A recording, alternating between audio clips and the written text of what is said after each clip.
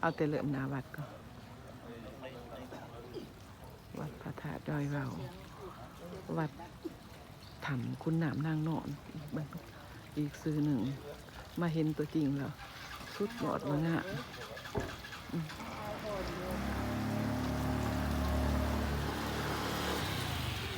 วัดพระอาจารย์บุญสุข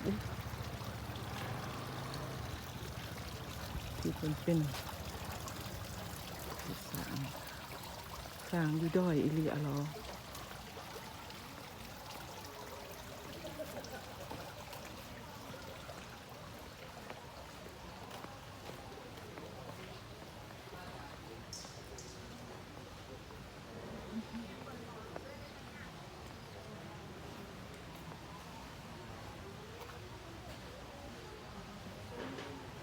โอ้หันบ่ทันสำเร็จกำลัง